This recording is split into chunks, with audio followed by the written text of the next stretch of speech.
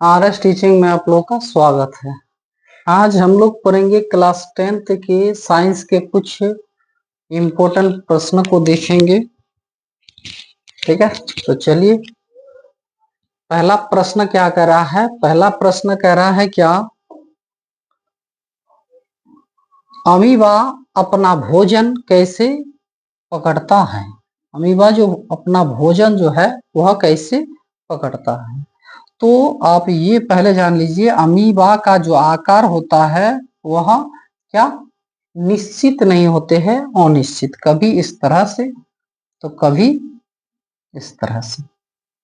ठीक है, तो ये जो भोजन जो प्राप्त करते हैं ये अमीबा पहले देखता है, यहाँ अगर भोजन है तो ये इस तरह से अपने शरीर को ये बढ़ाएगा, ये शरीर को बढ़ा करके इसको अंदर खींच लेगा। ठीक है, जब ये अंदर इसको ले लेगा तो इसी भाग को क्या कहते हैं, तो कुटपाद कहते हैं। क्या कहेंगे, तो कुटपाद कहेंगे। यानी कुटपाद के द्वारा यानी अमीबा भोजन ग्रहण करते हैं यानी पकड़ते हैं। ठीक है, चलिए दूसरा क्वेश्चन क्या कह रहा है मछली का श्वसनांक है। यानी मछली जो है अपना भोजन तो अपने मुंह से करते, लेकिन वह श्वसन यानी सांस जो लेते हैं वह किस से, वह सांस ग्रहण करते हैं। तो वह सांस ग्रहण जो करते हैं किससे, तो ये उसका श्वसन अंग है जिसको कहते हैं गिल्स कहेंगे। क्या कहेंगे, गिल्स कहते हैं। क्या, तो गिल्स हो जाएगा। ठीक है, गिल्स, गिल्स के द्वारा वह श्वसन को ग्रहण करते हैं। ये जो टेकिया जो देखते हैं ये इसका भी यानी क्वेश्चन पूछा जाता है। क्या, तो ज्यादातर पूछा जाता है टिड्डा। टिड्डा का श्वसनांक क्या है, तो टिड्डा का श्वसनांक क्या है, तो यह है जाकर के टेकिया। टिड्डा का है क्या, तो टेकिया। और गिल्स जो है यह किसका है, तो ये मछली का श्वसनांक। और जो त्वचा से कौन यानी श्वसन ग्रहण करते हैं, यानी चमड़ा से, स्किन से। ठीक है, किसके द्वारा श्वसन करते हैं। ठीक है, तो ये जो करते हैं जाकर के जो किसानों का मित्र भी, ये भी क्वेश्चन पूछा जाता है। किसानों का मित्र जिसको कहेंगे केचुआ जो होते हैं। ठीक है, केचुआ का भाग ही, केचुआ ही क्या करते हैं अपने स्किन से यानी चमड़ा से क्या करते हैं, श्वसन ग्रहण करते हैं।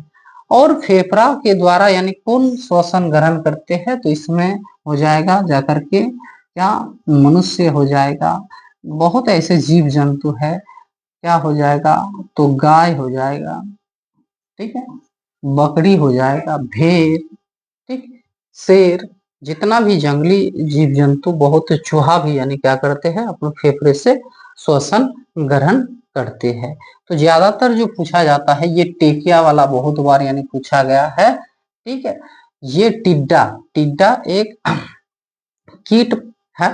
ठीक है, क्या है, कीड़ा है, कीट है जो यानी क्या करते हैं टेकिए से अपना श्वसन ग्रहण करते हैं। मछली तो जानवे की यानी यह गिल्स से, जिसको गल्फा भी कहते हैं, गल्फा कभी कभार लिखा हुआ रहेगा।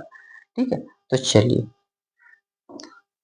क्वेश्चन देखिए, कह रहा है टर्टेरिक अम्ल निम्नलिखित में किस पे पाया जाता है। यहाँ दिया गया है क्या, टमाटर में, या फिर संतरा, या फिर सिरका, या फिर इमली में। तो टर्टेरिक अम्ल जो है वह किस में पाया जाता है, तो वह पाया जाता है जाकर के इमली में। इमली में यानी टर्टेरिक टर्टेरिक टर्टेरिक अम्ल पाया जाता है। ठीक है, और टमाटर जो है, टमाटर में आगजेलिक अम्ल पाया जाता है। क्या, आगजेलिक, आगजेलिक, आगजेलिक अम्ल पाया जाता है। ठीक है, टमाटर में कौन सा अम्ल पाया जाता है, तो आगजेलिक अम्ल पाया जाता है। और संतरा, संतरा में यानी सिट्रिक अम्ल पाया जाता है। क्या, सिट्रिक, सिट्रिक अम्ल पाया जाता है। ठीक है, और सिरका जो है इसमें भी अम्ल पाया जाता है, तो इसमें अब क्या एसिटिक अम्ल पाया जाता है, क्या एसिटिक सिरका में पाया जाता है एसिटिक अम्ल, एसिटिक अम्ल पाया जाता है किसमें, तो सिरका में। याद रखिएगा, सिरका में एसिटिक अम्ल, संतरा में यानी सिट्रिक अम्ल, और टमाटर में ऑक्जेलिक अम्ल, और इमली में जो पाए जाते हैं ये टार्टरिक अम्ल पाया जाता है किसमें, तो इमली में। ठीक है, चलिए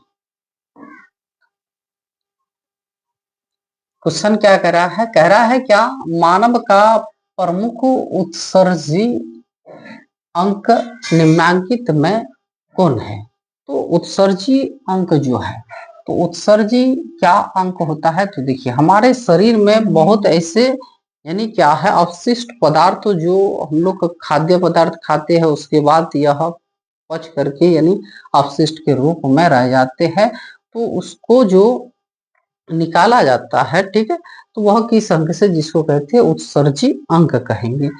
तो ये हमारे पहले प्रमुख बोला गया है, यानी सबसे जो बढ़िया जो है, अच्छा तो कहेंगे किसको, तो विरककों को। ये जो विरकक है जिसको यानी क्या कहेंगे, किडनी कहेंगे, क्या कहेंगे, किडनी कहते हैं। तो ये किडनी का जो आकार है, तो कैसा आकार है इसका, है सैम के बीज के जैसा। ठीक है, तो इसमें ये फिर और पूछा जाता है मनुष्य के शरीर में कितने यानी विरकक पाए जाते हैं, मनुष्य के शरीर में कितने विरकक पाए जाते हैं, तो 2 विरकक पाए जाते हैं या फिर 1 जोड़ा पाए जाते हैं। और एक विरकक में कितने नेफ्रॉन पाए जाते हैं, तो 10 लाख, कितने, तो 10 लाख यानी क्या पाए जाते हैं, नेफ्रॉन पाए जाते हैं। तो इसी में क्या होता है, यानी ब्लड का यानी रक्त का इसमें छाना जाता है, छान करके रक्त के साथ जो जल और जो यूरिक अम्ल होता है उसको बाहर निकाला जाता है। ठीक है, यूरिक अम्ल या यूरिया को क्या किया जाता है, ये पेशाब के माध्यम से, ये पेशाब के माध्यम से बाहर निकाला जाता है। तो हमारे शरीर में जो बहुत यानी क्या गंदगी यानी यूरिक अम्ल या यूरिया जो है इसको निकालने के लिए यानी कौन कार्य करते हैं, तो विरकक। तो ये भी क्या है, एक उत्सर्जी, और ये जो उत्सर्जी अंग है बहुत ही यानी क्या है प्रमुख माना जाता। चलिए अगला प्रश्न कह रहा है अम्ल का पीएच मान होता है, तो पीएच मान मापने के लिए यानी खट्टापन या फिर क्या क्षारीयपन, इसको मापने के लिए एक स्केल होता है जो 0 से कितना तक यानी 14 तक का माप होता है। यहाँ बीच में होता है जाकर के 7, ठीक है, 6, 5, 4, 3, 2, 1, इस तरह से इधर, और इधर 8, 9, 10, 11, 12, 13। ठीक है, तो ये जिसका यानी पीएच मान क्या होगा, 7 होगा, वह क्या है उदासीन है। क्या माना जाता है उसको, उदासीन माना जाता है। पीएच मान अगर 7 है तो उसको क्या माना जाएगा, उदासीन।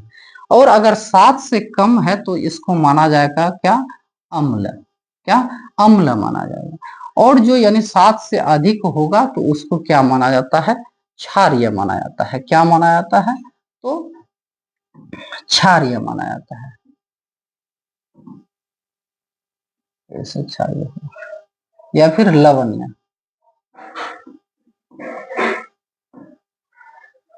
ठीक है, चलिए क्षारीय माना जाता है या फिर लवणीय माना जाता है।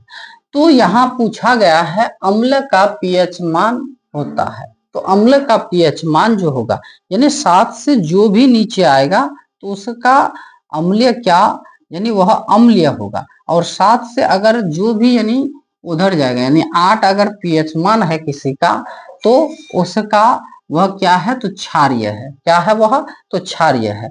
अगर यानी 4 है तो वह अम्लीय है, 6 है तो अम्लीय है, 6 पॉइंट यानी कुछ 3 4 है तब पर भी वह क्या है, अम्लीय है।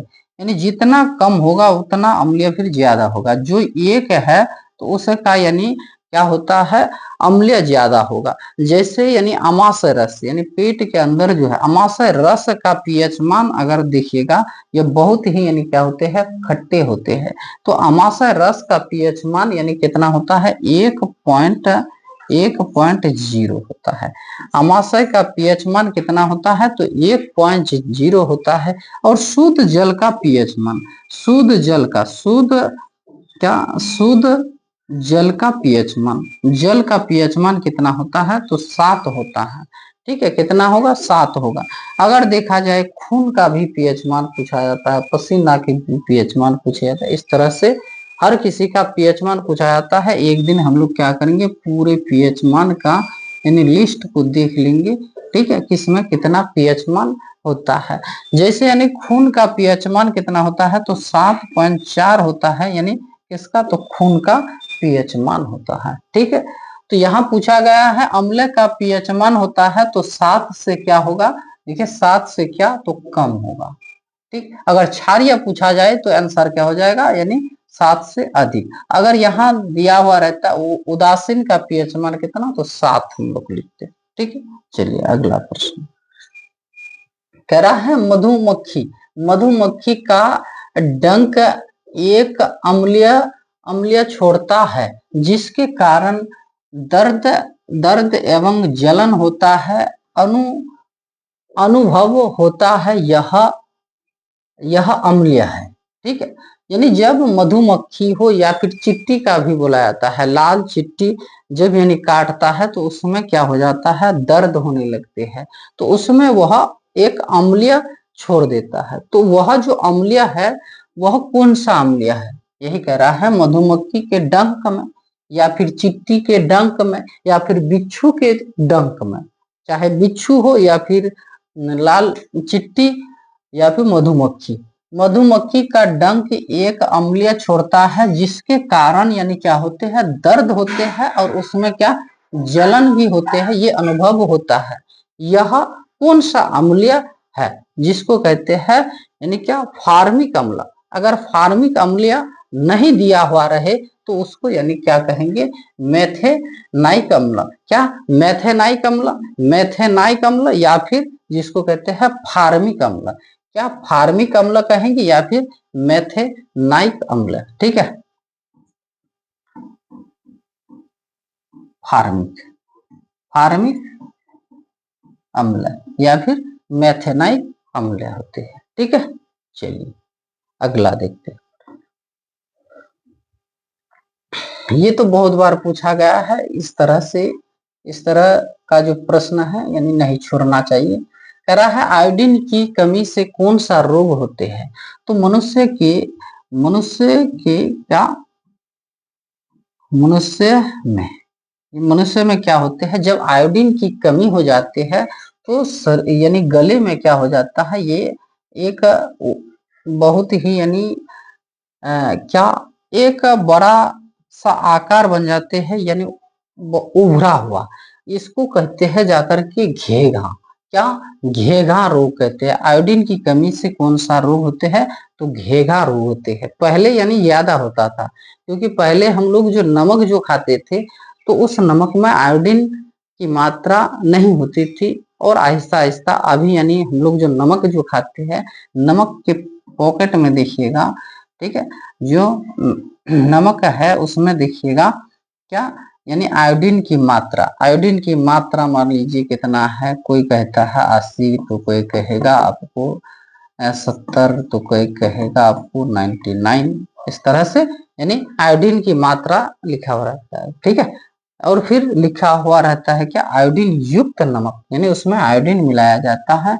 वो नमक जब खाते हैं हम लोग को तो ये बीमारी यानी घेघा रोग नहीं होते हैं। ठीक है, तो घेघा रोग जो उत्पन्न होते हैं यह किससे, यानी आयोडीन से। आयोडीन की अगर कमी हो जाएगा तो घेघा रोग उत्पन्न होगा। ठीक है, चलिए अभी कह रहा है क्या, अमीबा में अलैंगिक जनन किस विधि द्वारा होता है, तो ये जो होता है जाकर के किसमें, तो ये होता है विखंड।